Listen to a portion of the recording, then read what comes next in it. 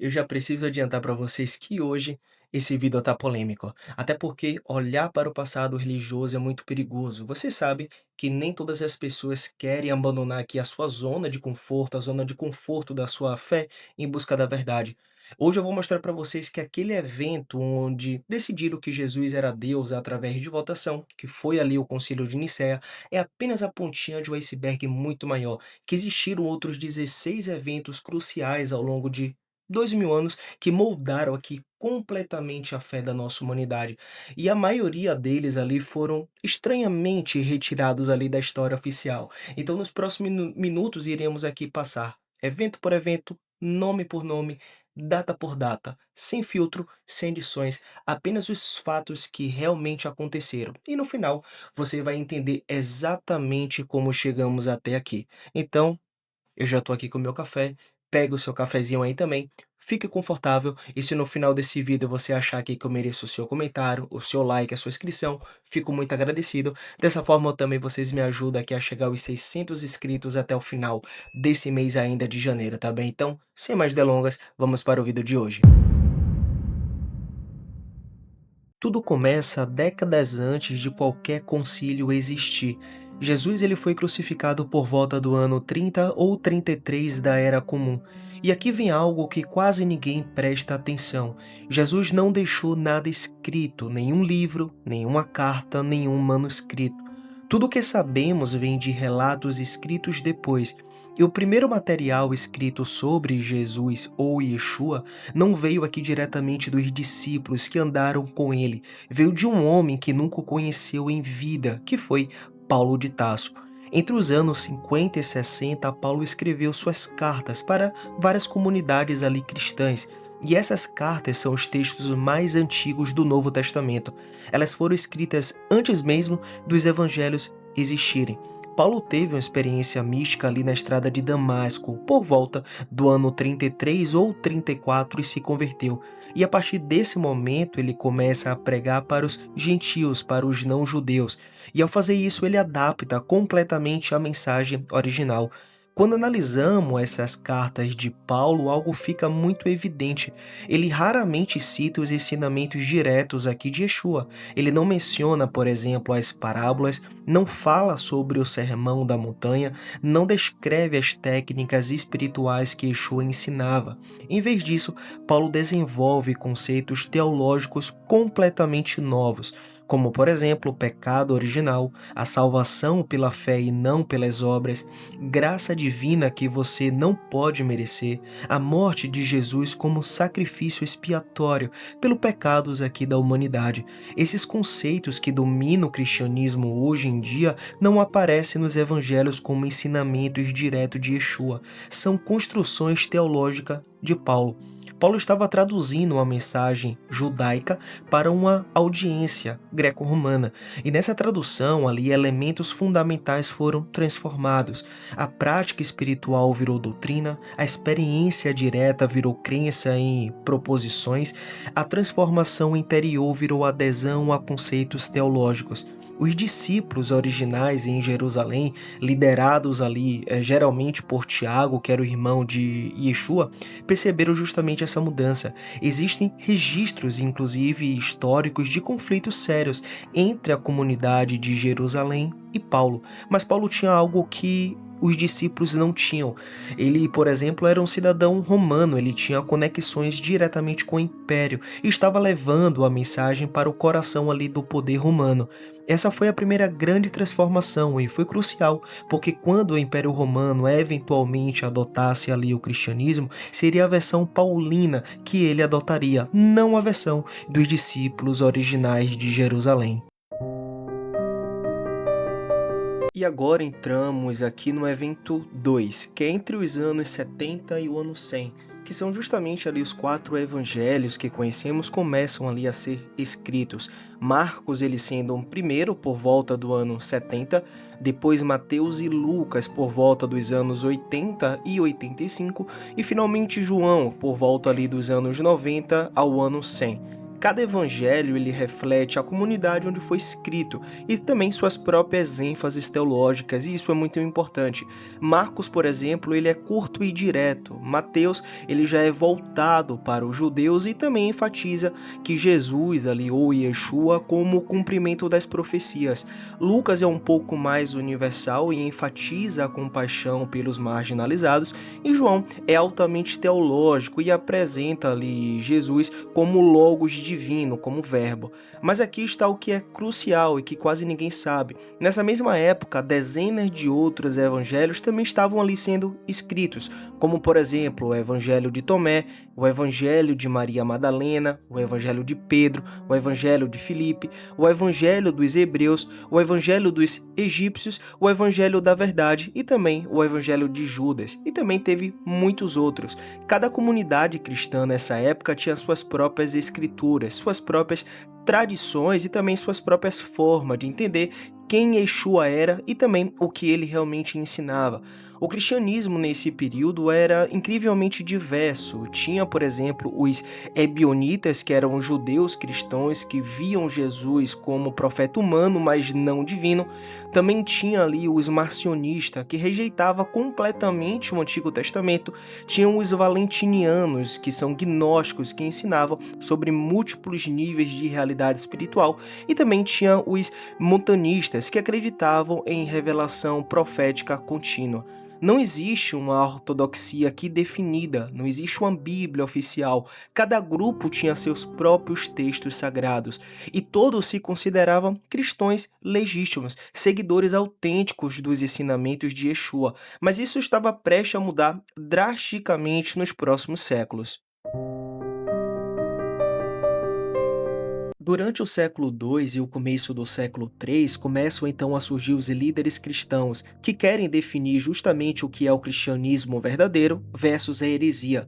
Irineu, bispo de Lyon, por volta do ano 180, ele escreve uma obra massiva, chamada Contra as Heresias. Ele ataca principalmente os gnósticos, que acreditavam em conhecimento espiritual direto e também múltiplos níveis de realidade. Tertuliano, por outro lado, em Cartago, no início do século III, também faz o mesmo. Ele cunha ali o termo trindade e também estabelece argumentos teológicos que serão usados por séculos posteriormente.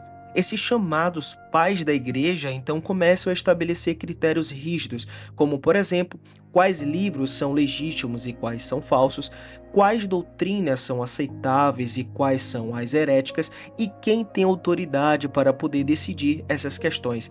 A resposta que eles dão é que são justamente os bispos, que se torna ali a autoridade. Se um bispo reconhecido ele aprova, então é legítimo. Se não aprova, é heresia. Então ali está começando a nascer uma ortodoxia rígida, onde antes havia diversidade e também uma pluralidade de ideia, já não tem mais.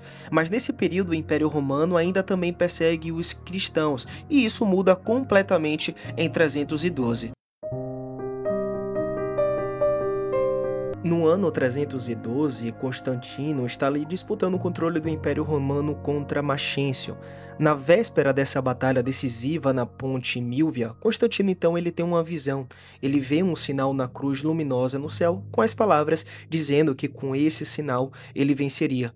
Constantino manda seus soldados então pintar ali o símbolo cristão em seus escudos, e no dia seguinte, no dia 28 de outubro de 312, ele vence a batalha decisiva. Maxêncio então morre afogado ali no rio Tibre. Constantino ele atribui a sua vitória ao deus cristão, e em 313, junto com Licínio, ele emite o Edito de Milão, que legaliza o cristianismo em todo o território. Da religião perseguida, o cristianismo passa a ser tolerado.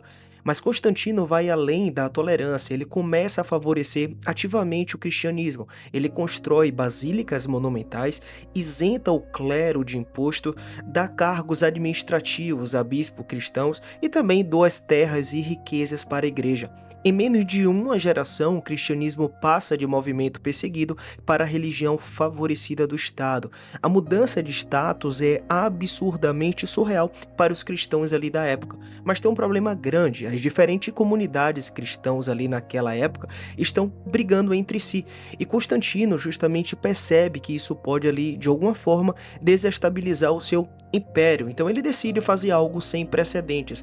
Ele convoca então todos os bispos do império para um concílio e forçá-los a entrar em acordo sobre algumas doutrinas, e justamente vai usar o poder imperial para fazer cumprir as decisões.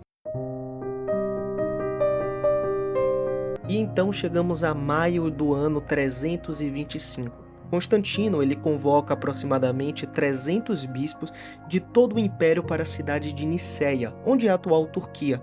Muitos desses bispos, inclusive, ainda carregam ali cicatrizes e também mutilações das perseguições, e agora eles estão sendo hospedados pelo imperador em um palácio com comida farta e honras imperiais. Só que Constantino ele deixa claro ali o seu objetivo, ele quer unidade doutrinária, e a questão central que precisa ser resolvida de forma imediata é sobre a natureza de Jesus, é a chamada controvérsia ariana. De um lado, a gente tem ali Ário, que é um presbítero de Alexandria. Ele ensina que Jesus foi a primeira e a mais perfeita criação de Deus. Houve um tempo em que Jesus não existia. Ele é divino, especial, o mais elevado dos seres criados, mas subordinado ao Pai. É uma criatura, não o Criador. De outro lado, a gente tem aqui Atanásio, que também é de Alexandria, é um jovem diácono que será o grande defensor da posição contrária. Ele argumenta que Jesus é ali igualmente igual a Deus, que tem a mesma substância divina. Não foi criado, mas gerado eternamente. Totalmente divino, exatamente da mesma forma que o Pai é divino. E se vocês quiserem se aprofundar um pouco mais aqui no Concílio de Nicéia, eu vou deixar um vídeo que eu fiz exclusivamente para isso aqui no card acima, tá bem, meus amigos? Depois de algumas semanas ali de debates acalorados, acontece uma votação. A posição de Atanásio vence. É formulado então credo niceno, que declara a Jesus ali como igualmente ao Pai.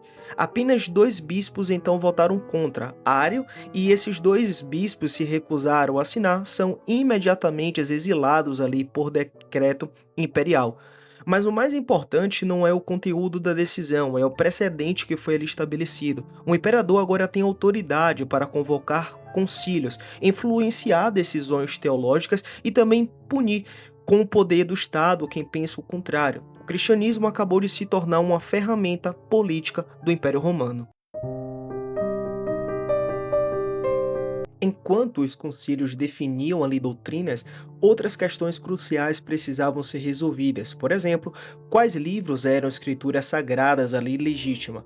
Porque nessa época, como a gente viu anteriormente, diferentes comunidades cristãs ainda usavam diferentes evangelhos, diferentes cartas, diferentes apocalipses e também diferentes textos.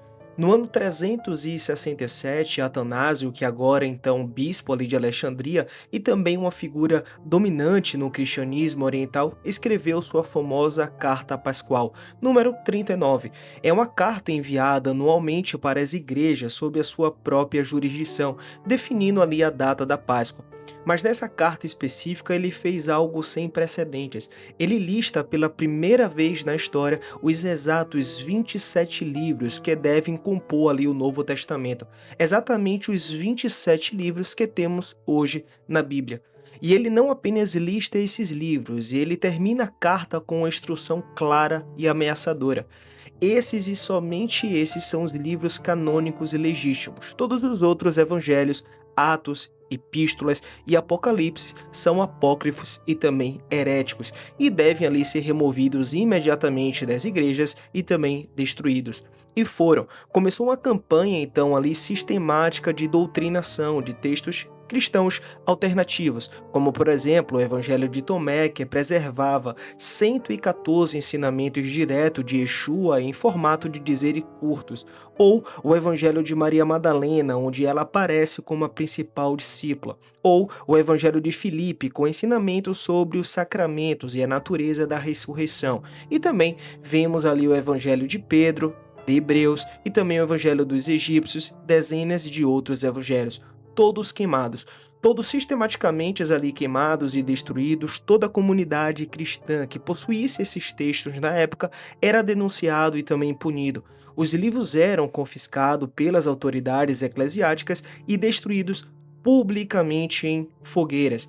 Mas esses textos, é importante frisar isso, eles foram banidos não porque eram falsos ou forjados, mas porque apresentavam um cristianismo que não dependia de hierarquia institucional, que não precisava de bispos como intermediários, que tratava homens e mulheres como iguais espiritualmente. E obviamente isso era perigoso demais para a estrutura de poder que estava sendo consolidada. 56 anos depois de Nicéia, o imperador Teodósio I ele convoca um outro concílio, dessa vez em Constantinopla, que é a nova capital do império. 150 bispos se reúnem em maio de 381. Nesse meio tempo entre Nicéia e Constantinopla, a controvérsia ariana ainda não havia sido resolvida. Diferentes imperadores que sucederam ali Constantino apoiaram diferentes lados. Ário, por exemplo, chegou a ser reabilitado por alguns imperadores, e a batalha teológica continuou ali por décadas. Mas Teodósio, ele querendo resolver esse problema, ele faz justamente esse concílio, e esse concílio faz três coisas absolutamente cruciais. Primeiro, eles reafirmam e expandem aqui de forma significativa o credo niceno. Agora não é só Jesus que é declarado plenamente divino e também igualmente ao Pai. O Espírito Santo também é declarado plenamente divino. A doutrina da Trindade está tomando ali a sua forma final e definitiva. Segundo, eles estabelecem formalmente a hierarquia das 5 sedes patriarcais. Roma é a primeira em honra, Constantinopla então é levado à segunda posição, superando, por exemplo, Alexandria e também Jerusalém. E está sendo criada uma estrutura formal e rígida de poder dentro da Igreja Universal. E o terceiro, e talvez o mais importante de tudo, eles declaram ali de forma explícita que qualquer doutrina que não esteja de acordo com as decisões desse concílio é heresia formal. E heresia agora não é apenas um erro teológico qualquer que você pode discutir ali de forma acadêmica. Heresia agora se torna um crime punível severamente por lei civil do Império. No ano seguinte, em 382, Teodósio, nesse caso, ele emite um édito imperial que muda absolutamente tudo. O cristianismo niceno é agora oficialmente a religião do Estado romano, não apenas tolerado, não apenas favorecido, é obrigatório. Todos os outros cultos religiosos são formalmente banidos em todo o império. Templos pagãos começam a ser fechados e depois destruídos. Outras formas de cristianismo não seguem Nicéia, são perseguidas como heresia. Em menos de 70 anos, o cristianismo passou de religião brutalmente perseguida para a religião oficial do Estado que persegue, de movimento incrivelmente diverso e plural para a ortodoxia única, rígida e exclusiva, de fé voluntária baseada em experiência pessoal para imposição imperial através de decreto e força militar.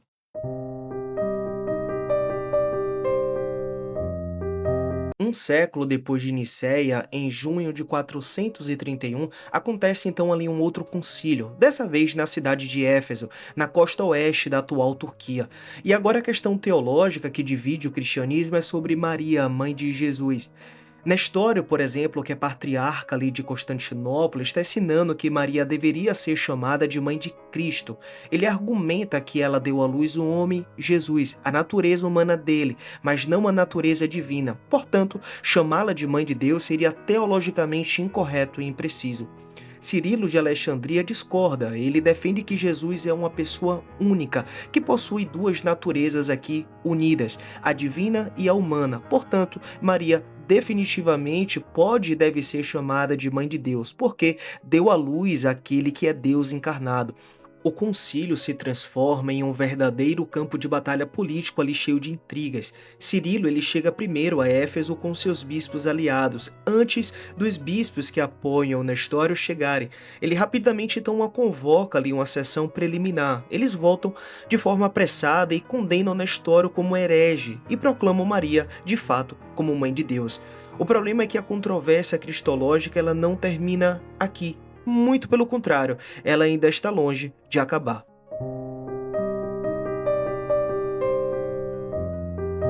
20 anos depois de Éfeso, em outubro de 451, mais o concílio é convocado, dessa vez em Calcedônia, que fica do outro lado de Constantinopla. 600 bispos comparecem o maior concílio até então, e agora a questão teológica é ainda mais técnica e também explosiva. E fica uma pergunta: como exatamente as duas naturezas aqui de Jesus, a divina e a humana, se relacionam uma com a outra?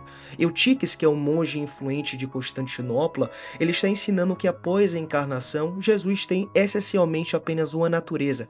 A natureza divina absorveu e transformou completamente a natureza humana. As duas se fundiram em uma única natureza. Isso fica conhecido como monofisismo. O concílio, por outro lado, rejeita completamente essa posição. Eles formulam o que ficou conhecido como a definição de Calcedônia. Jesus Cristo tem duas naturezas completas, a divina e a humana, unidas em uma só pessoa, sem confusão, sem mudança, sem divisão, sem separação. As duas naturezas permanecem distintas, mas também unidas. Pode parecer uma distinção aqui relevante, mas para os cristãos ali oriental, especialmente no Egito, na Síria, Armênia e Etiópia, isso era absolutamente fundamental. Eles acreditavam profundamente na posição monofisista e rejeitaram totalmente ali a Calcedônia. E aqui acontece algo muito importante, meus amigos. Essas igrejas orientais que separam ali permanentemente, elas rejeitam a autoridade do concílio, rejeitam a autoridade do imperador e também a autoridade patriarca de Constantinopla. Essa foi a primeira grande cisma permanente e também irreversível aqui do cristianismo. Milhões de cristãos no Oriente se separaram da igreja imperial, formaram suas próprias hierarquias independentes. A igreja copta no Egito, a igreja síria ortodoxa, a igreja armênia apostólica e a igreja etíope também ortodoxa. E permaneceram separadas aqui pelos próximos 1570 anos. Até hoje, essas igrejas orientais antigas existem de forma completamente independentes, mantendo ali as suas próprias traduções teológicas que rejeitam Calcedônia. O cristianismo, que tinha começado como um movimento unificado, agora estava ali permanentemente fragmentado.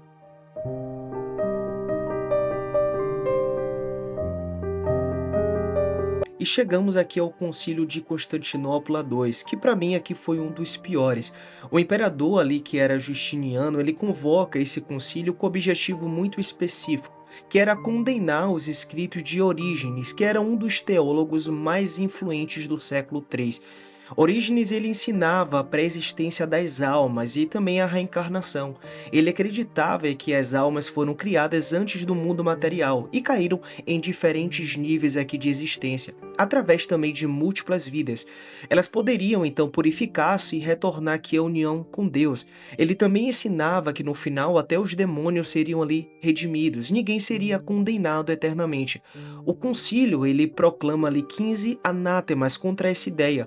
A reencarnação e a salvação universal se tornam oficialmente heréticas. Mas aqui tem uma questão muito importante. Nos primeiros séculos, vários pais da igreja respeitados, como por exemplo Clemente de Alexandria e Gregório ali de Nissa, aceitavam essas ideias. Não era heresia, era debate teológico legítimo. Foi só 500 anos depois de Cristo que essa porta ali ela foi fechada, e com ela toda a admissão e também compreensão espiritual sobre a evolução da alma através de múltiplas existências foi banida permanentemente do cristianismo.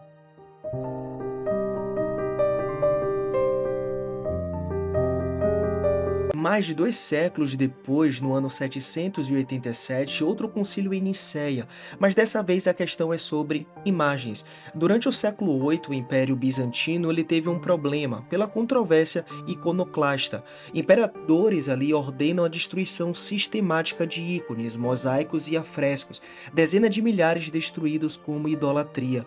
O concílio convocado pela imperatriz ali na altura, Irene, resolve em favor das imagens, estabelece ali a distinção crucial entre veneração e adoração. Adoração somente a Deus, mas veneração de imagens é permitida, porque a honra passa para o que a imagem representa. E esta decisão, meus amigos, solidifica o uso de ícones no Oriente, mas por outro lado, aumenta a tensão com o Ocidente e a divisão começa a crescer nesse momento.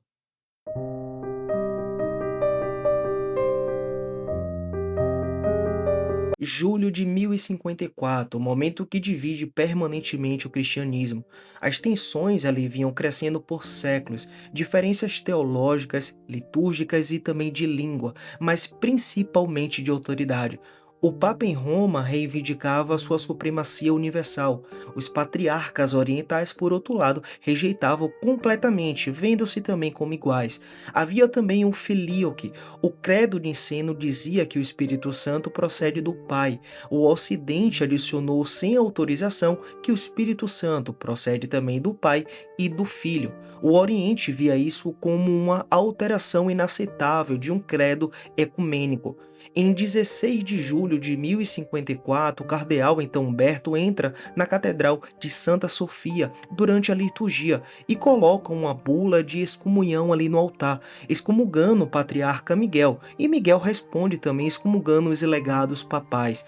Tecnicamente, meus amigos, apenas indivíduos ali foram excomungados. Na prática, isso marcou a divisão formal e permanente entre católicos romanos e ortodoxos orientais, uma divisão que persiste inclusive até hoje, quase 1000 anos depois.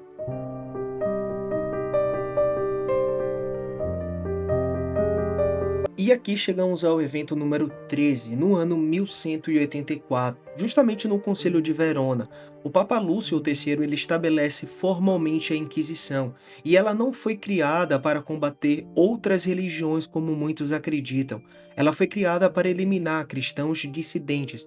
Os alvos principais eram os cátaros, no sul da França, que eram justamente ali cristãos que acreditavam em reencarnação, acesso espiritual direto e também igualdade entre homens e mulheres.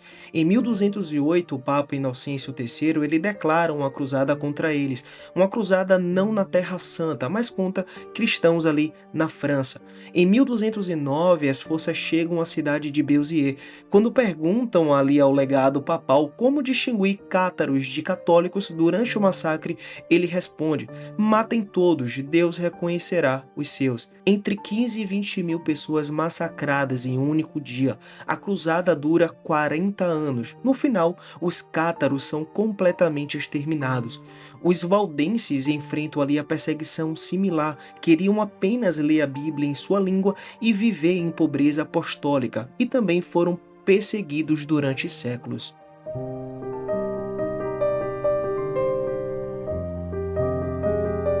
Concílio de Toulouse, 1229, uma decisão que simboliza o controle total.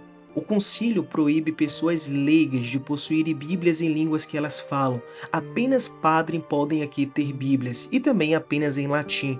Se um leigo for encontrado com a tradução, pode ser então executado como herege.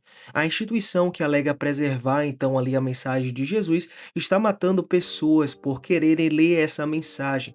A Bíblia foi transformada de um livro acessível em segredo trancado, acessível apenas à elite clerical que pode interpretá-la como quiser. Esse controle permite então à igreja manter doutrinas sem base bíblica real, venda de indulgências, purgatório elaborado por de papal supremo. E ninguém pode questionar pelas escrituras porque não tem acesso a elas.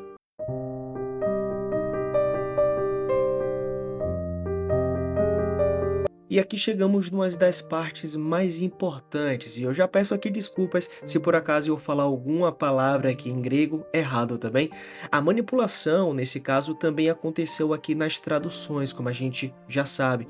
Quando estudiosos modernos aqui compararam textos originais com as traduções latinas, alguns padrões ali ficaram claros, e padrões ali justamente de distorções.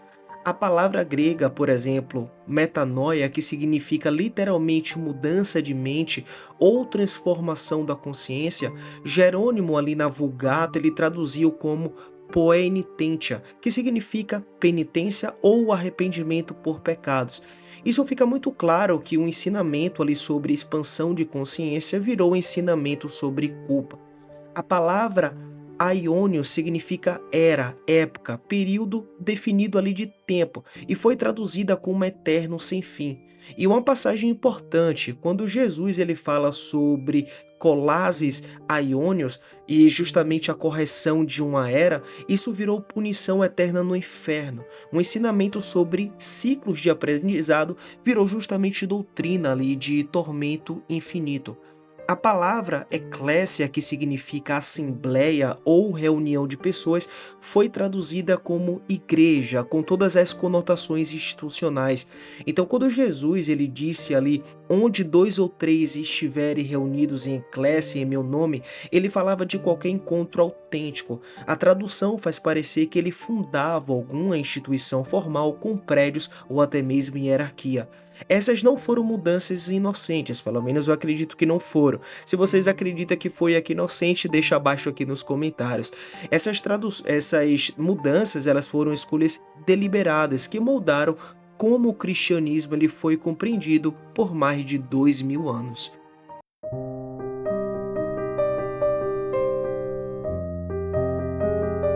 E chegamos então a 31 de outubro de 1517. Martinho Lutero ele prega suas 99 teses. Ele está então revoltado com a venda ali de indulgências, que são documentos que supostamente reduziam tempo no purgatório em troca de dinheiro. Lutero ele argumenta que a salvação vem pela fé somente. Ele traduz a Bíblia para o alemão, quebrando o monopólio latino ali pela primeira vez. A reforma então ela acaba se espalhando quase em toda a Europa. O cristianismo se fragmenta permanentemente em múltiplas denominações, mas a reforma não trouxe a liberdade prometida. Lutero, ele também queria ali remover livros da Bíblia que contradiziam sua teologia. Quando camponeses alemães se revoltaram em 1524, inspirados ali por sua retórica, ele escreveu incentivando os príncipes a massacrá-los. E o que aconteceu foi que 50.000 camponeses foram mortos. Calvino estabelecia uma teocracia tão rígida quanto qualquer estado católico. Miguel Serveto foi queimado vivo em 1553, justamente sob a aprovação de Calvino, por questionar a Santíssima Trindade.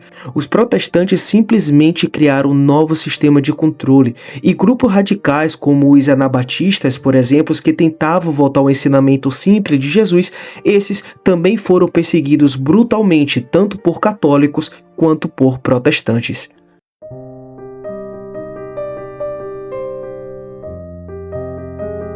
E chegamos então, meus amigos, ao último evento. Como resposta à reforma, a Igreja Católica então convoca ali o Concílio de Trento entre 1545 e 1563. Esse concílio ele solidifica ali as doutrinas católicas em oposição aos protestantes. Reafirma também a autoridade da tradição, junto com as escrituras, os 7 sacramentos, a transubstanciação, o purgatório, a veneração de santos. Mas tem uma questão importante, ela também institui aqui reformas, estabelece seminários, regula as indulgências e melhora a disciplina clerical. Trento ele marca o início da Contra-Reforma e consolida também permanentemente a divisão entre católicos e protestantes. As posições aqui se tornam rígidas e também fortificadas, e o diálogo se torna impossível. Desta forma, a guerra religiosa devasta ali a Europa pelos próximos séculos. E assim, meus irmãos, chegamos ao fim aqui dessa jornada através de 2000 anos. 17 eventos cruciais que moldaram completamente aquilo que hoje conhecemos como cristianismo.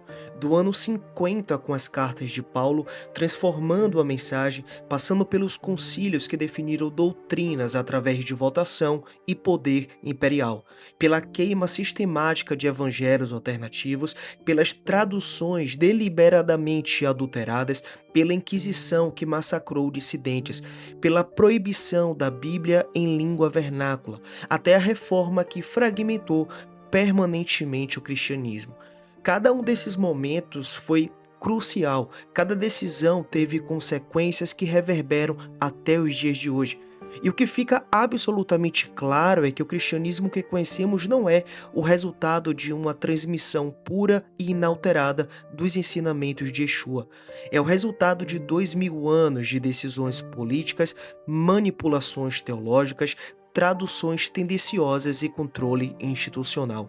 O que Yeshua realmente ensinou, aquela mensagem de transformação radical da consciência, de acesso direto ao divino dentro de cada pessoa, de libertação de estruturas de medo e controle, foi progressivamente enterrado sob camadas e camadas de doutrinas, hierarquia e poder. Nos últimos 100 anos, com a descoberta ali em Nag Hammadi e também no Mar Morto, com estudos acadêmicos críticos, estamos finalmente começando a escavar através dessas camadas e redescobrir o que foi perdido. Meus amigos, e se vocês gostaram aqui desse vídeo e achar aqui que eu mereço o seu like, fico muito agradecido. Deixa aqui nos comentários o que é que vocês já acharam, se você já conhecia algum outro concílio além do de Nicéia, e também se inscreva aqui no canal para não perder os próximos vídeos. E quando eu costumo dizer aqui, sempre para vocês, a mensagem ela é e será muito mais importante do que o mensageiro, e até o próximo vídeo.